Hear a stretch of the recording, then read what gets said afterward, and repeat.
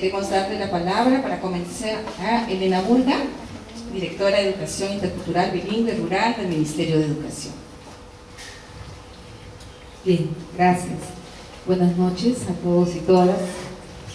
No sé por qué yo la primera. Creo que todos quieren escuchar qué dice el Ministerio de Educación ahora, frente a todas estas... Bueno, hemos visto, creo que la presentación de Rosa con el video, igual, aún leyendo, resulta sumamente chocante, ¿no? Las cifras son alarmantes, a pesar de que las conocemos, de que estamos manejándolas día a día y sabemos la gran brecha que existe, las grandes dificultades, la triste realidad de las zonas rurales, sigue siendo impactante cuando uno lee estos textos, cuando uno se confronta a esta realidad, ¿no? Y sobre todo que las venimos escuchando desde hace muchos años, ¿no? No son datos nuevos, algunos son actualizados, pero nos siguen diciendo la misma realidad desde hace muchos y muchos años. No es algo que estamos descubriendo ahora.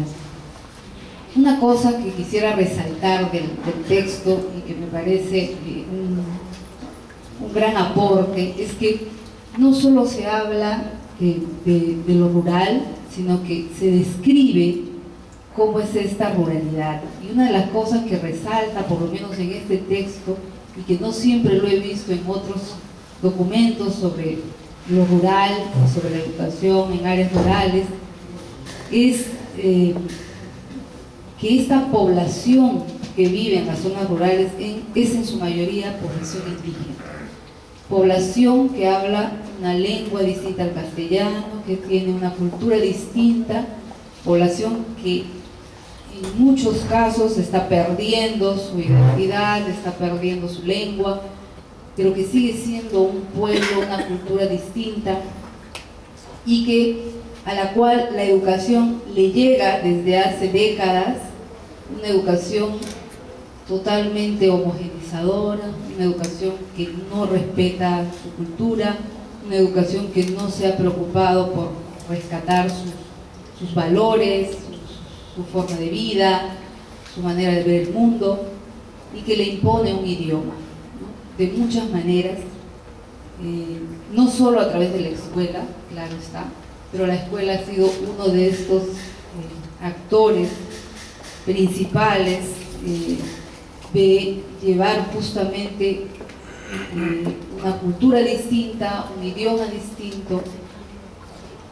Hace 30 años que hablamos en nuestro país de educación intercultural bilingüe, ¿no? Hace 30 años que estamos construyendo propuestas de educación intercultural bilingüe que se iniciaron en Puno, en Ayacucho, y que se vieron como una esperanza, ¿no?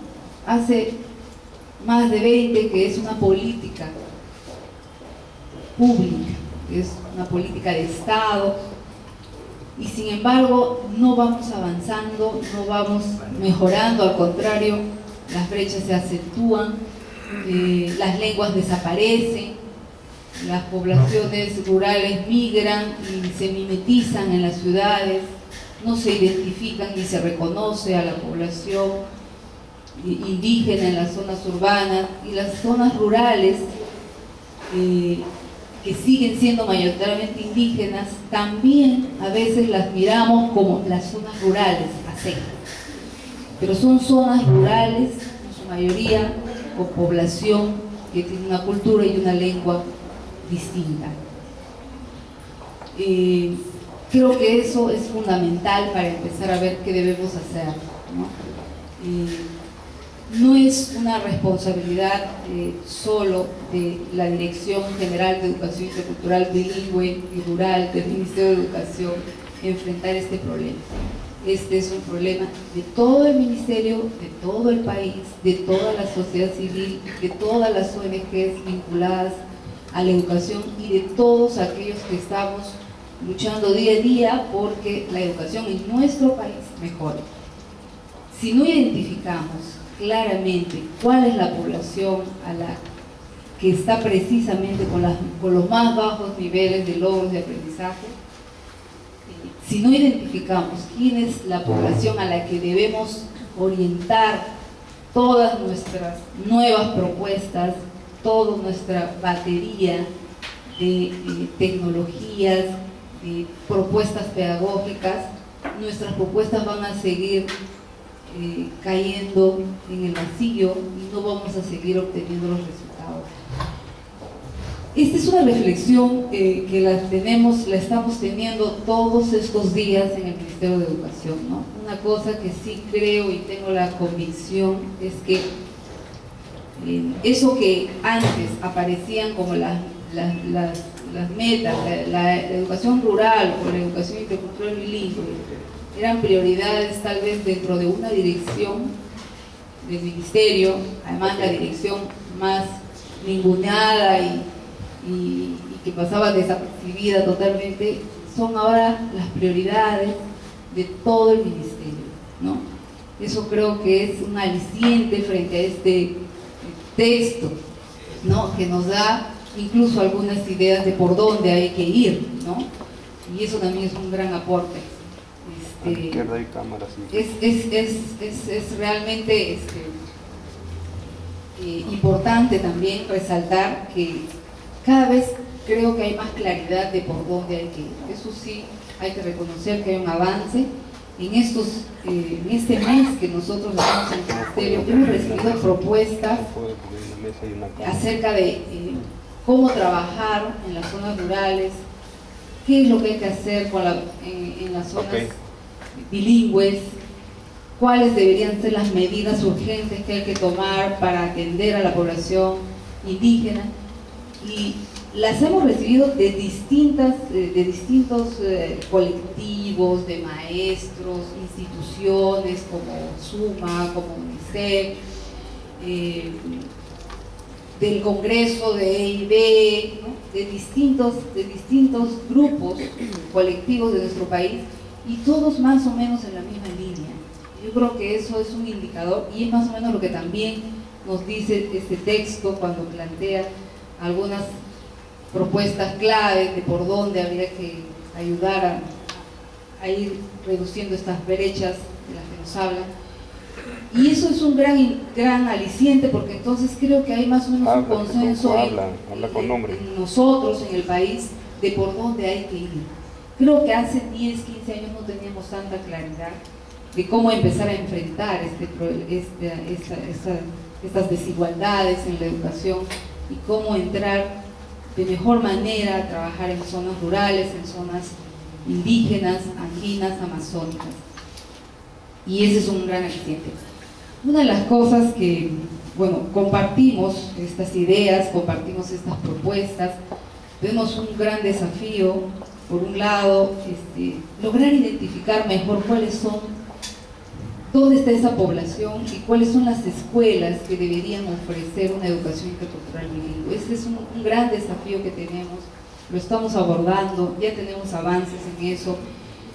Vemos que en las regiones, en muchas regiones, se empiezan a declarar además como Ayacucho, Apurima, Quechua para todos, EIB para todas nuestras escuelas son EIB, en algunos la lengua originaria es la primera lengua, en otros la lengua originaria es la segunda lengua, el castellano la primera.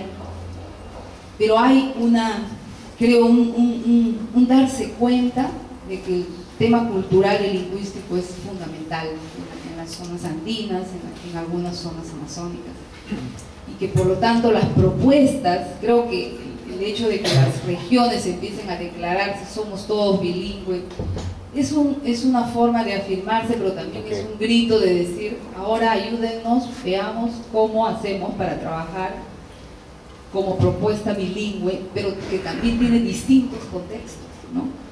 O sea, aún dentro de lo que llamamos educación intercultural bilingüe, tenemos distintas realidades, escenarios socioculturales y lingüísticos que exigen diversidad de propuestas. Una cosa que estamos trabajando en el Ministerio es articularnos totalmente la Dirección de Educación Básica Regular, la Dirección de Intercultural Bilingüe, porque sabemos que no es solo un tema de 4 escuelitas perdidas por ahí en la selva y otras 8 en la zona andina, sino que toda la población que atiende el Ministerio de Educación, en su mayoría en las zonas andinas y amazónicas, la mayoría de las zonas rurales es población indígena, es una población de niños que tiene una lengua en distintos grados de bilingüismo, pero requiere un tratamiento de educación intercultural bilingüe. Distintas maneras de abordar el bilingüismo, pero que hay que tomar en cuenta que esos niños, sus padres, sus abuelos, son bilingües. Y hay los casos en los que los niños llegan a la escuela monolingües, hablantes de una lengua indígena totalmente. Y la verdad es que en la EIB siempre hemos tenido propuestas para esos casos, pero en los últimos 30 años nos hemos sentido desbordados porque los distintos escenarios de bilingüismo nos han desafiado tanto y no hemos sabido responder. O sea, incluso desde la sociedad civil no hemos podido, creo que hay experiencias extraordinarias, hay avances muchísimos en grupos muy pequeños, en zonas muy reducidas, que justamente funcionan porque se basan en un diagnóstico sociocultural de esa zona y ahí funciona de esta manera. Pero la otra es una zona distinta y por allá hay otra que requiere también tratamientos distintos. Entonces, la diversidad del país es grande, la educación del país tiene que ser una educación con distintas propuestas, obviamente con un nivel de aspectos comunes que nos deben unir, pero con estrategias distintas para ir abordando. Incluso en las zonas castellano hablantes, urbanas y rurales, necesitamos tener mucho más fuerte el enfoque intercultural, que es el otro desafío, ¿no? Nuestras propuestas para educación rural, para zonas castellano hablantes, creo que también tienen una necesidad muy grande de ser cada vez más interculturales. Los materiales que hacemos en el Ministerio de Educación para la población castellano hablante son también uniformizantes. Necesitamos empezar a mirar cómo tener materiales que también sean interculturales y respondan mejor incluso a la población castellano hablante de distinta manera, además de los materiales en lenguas originarias. Bueno, creo que, no sé si todavía tengo unos minutos más, pero solo quiero terminar diciendo que realmente estamos, bueno, yo me siento sumamente comprometida.